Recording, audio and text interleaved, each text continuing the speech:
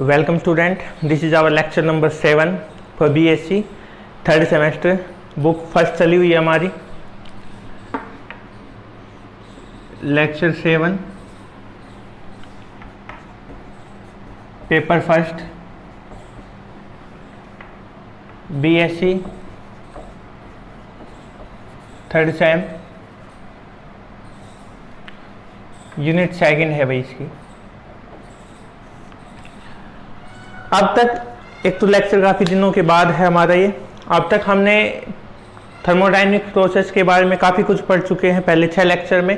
आज का जो हमारा लेक्चर है लेक्चर नंबर 7, इसके अंदर हम भाई कुछ क्वेश्चन, और आज वाले लेक्चर में से ये मान के चलो आपको एक क्वेश्चन डेफिनेटली पेपर में मिलने वाला है, तो आज वाला लेक्चर वैसे भी इम्पोर्टेंट है।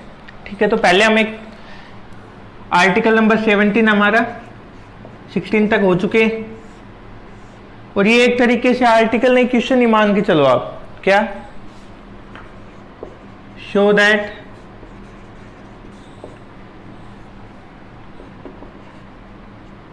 in an irreversible process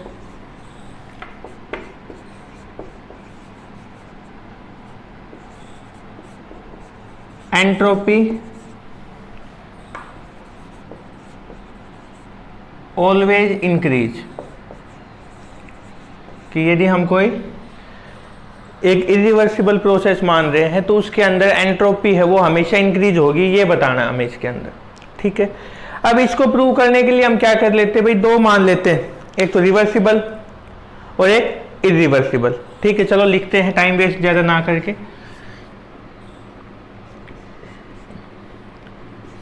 firstly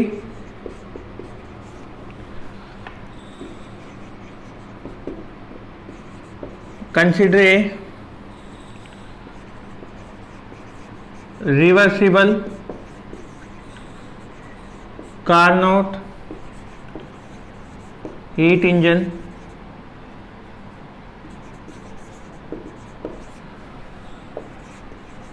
working at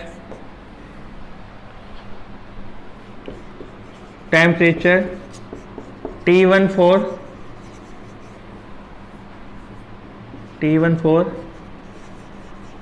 source and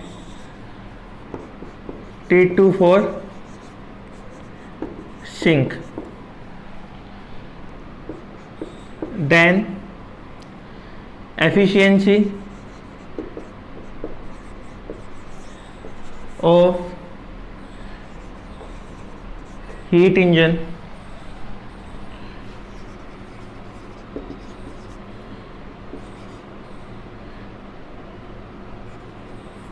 इटा आर मतलब भाई रिवर्सिबल के लिए है, is given by eta R is equal to 1 minus T2 by T1। ये हमने जो एंट्रोपी है वो 2 फॉर्म में निकाली थी हर एक की, एक तो Q1 Q2 की फॉर्म में, एक T1 T2 की फॉर्म में। ये हमने इक्वेशन फर्स्ट मान ली। Now consider a irreversible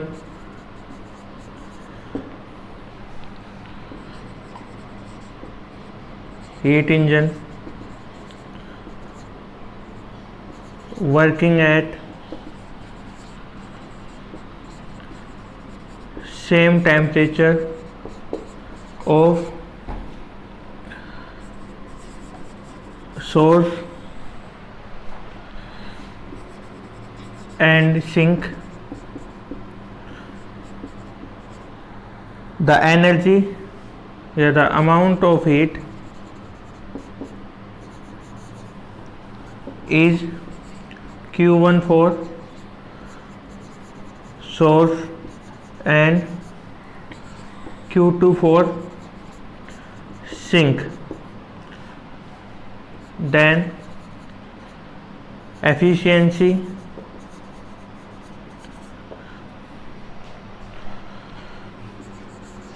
of heat engine is given by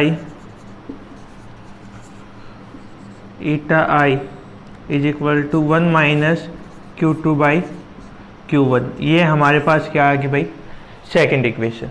ठीक है, यहाँ तक एक बार दोबारा देख लो कि हमारे पास क्या गिवन था भाई, दो हीट इंजन दे रखे हैं, एक हमने क्या मान लिया इसके अंदर रिवर्सिबल है, दूसरा हमने क्या मान लिया इसके अंदर इरिवर्सिबल है। ठीक है, तो जो रिवर्सिबल वाला है उसके लिए एफिशिएंसी की वैल्यू ये आ गई और इरिवर्सिबल वाला है उसके लिए एफिशिएंसी की वैल्यू ये आ गई। अब इससे पहले जो कार्नोट थ्योरम की थी उसके अंदर हमने ये बताया था कि रिवर्सिबल में हमारे पास एफिशिएंसी ज़्यादा होगी as compare to irreversible. So क्या लिख सकते हैं हम, according to Carnot theorem efficiency of irreversible is less than efficiency of reversible. लिख सकते हैं, इसका मतलब क्या हुआ भाई। इससे आगे इधर लिख देता हूं मैं कि 1 - Q2/Q1 इज लेस देन 1 -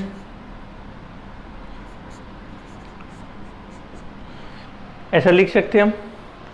ये लिखने के बाद अभी इसमें 1 दोनों साइड है, इसको यदि हम इंटरचेंज करवा दें तो कैंसिल हो सकता है। क्या आएगा,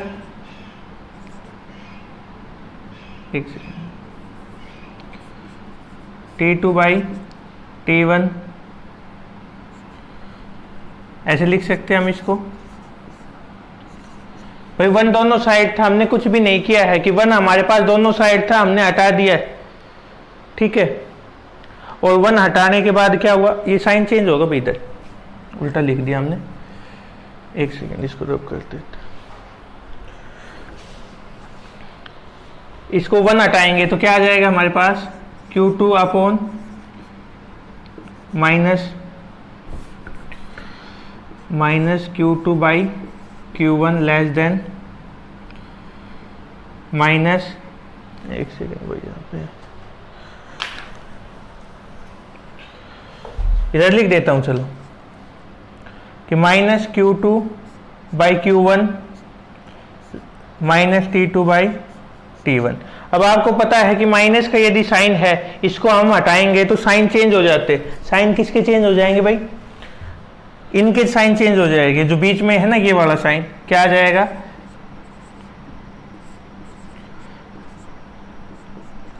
T2/T1। ठीक है, आगे यहां तक Q2/Q1 मार्कर प्रॉब्लम कर रहा है भाई, कोई बात नहीं, वैसे बोल के बता देता हूं क्या है ये, Q2/Q1 ग्रेटर देन T2/T1। ठीक है, आ गया होगा यहां तक समझ में, कुछ भी नहीं। दो इंजन मान ले हमने, एक रिवर्सिबल में काम कर रहा है, एक इरिवर्सिबल में कर रहा है। कार्नोट थ्योरम ने ये बताई थी रिवर्सिबल की एफिशिएंसी ज्यादा होगी एज कंपेयर टू इरिवर्सिबल, वो लिख दिया हमने, दोनों की वैल्यू। 1 हटा दे दोनों साइड से। ठीक है, माइनस साइन था, ये बचा 1 हटाने के बाद माइनस साइन था, इसको हटाएंगे तो चेंज हो जाएगा। आगे देखो अब इसमें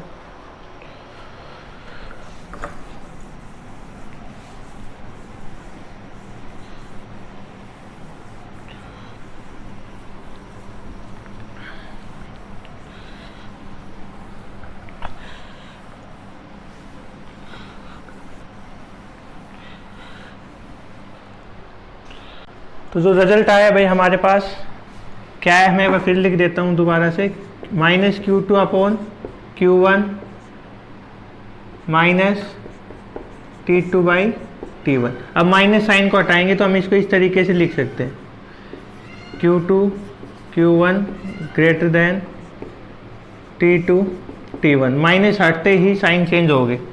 ठीक है, अब यदि मैं इसको ऐसे भी लिख सकते हैं, और T2/T1 लेस देन Q2/Q1, और इसको इधर भेज दो भाई, Q1 को इधर, T2 को इधर ले आओ, Q1/T1 लेस देन Q2/T2। ये हमने इक्वेशन 3 मान ली। ठीक है, Q1/T1 क्या है हमारे पास, loss of heat from source. Q2/T2 क्या है, gain of heat to sink. ठीक है। So net change in entropy is given by ds is equal to Q2 upon T2 माइनस Q1 अपॉन T1, और ये वैल्यू ग्रेटर देन 0 आएगी। क्यों आएगी भाई ग्रेटर देन 0? अब हमें पता है Q2, ये जो वैल्यू हमारे पास Q2 अपॉन T2 ये ज्यादा है किससे? इससे। ज्यादा में से यदि हम कम को माइनस कर रहे हैं तो वैल्यू तो हमेशा 0 से ज्यादा ही आएगी, ठीक है। और 0 से ज्यादा आने का मतलब क्या है? Positive. So there is always increase in entropy in irreversible process, ठीक है। ये था आज का हमारा पहला टॉपिक। इसके बाद इसमें एक टॉपिक और आता है, या क्वेश्चन मान लो हम। क्वेश्चन क्या है आज का पहला? वो ये कहता है कि state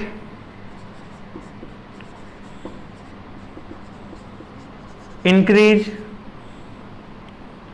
the principle of state principle of increasing entropy, या ये दूसरे नाम से आ सकता है degradation of energy. Spelling check कर लेना भाई, एक आधे बीच में यदि कोई मिस्टेक हो। वैसे फिजिक्स में भी मिस्टेक काउंट होती नहीं, फिर भी यदि कोई हो तो अपने हिसाब से लिख लेना। ये दूसरा नाम है इसका। अब यदि हम इसको लिखें, होता क्या है? It states that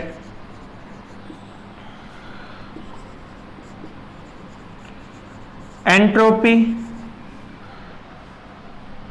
of an isolated system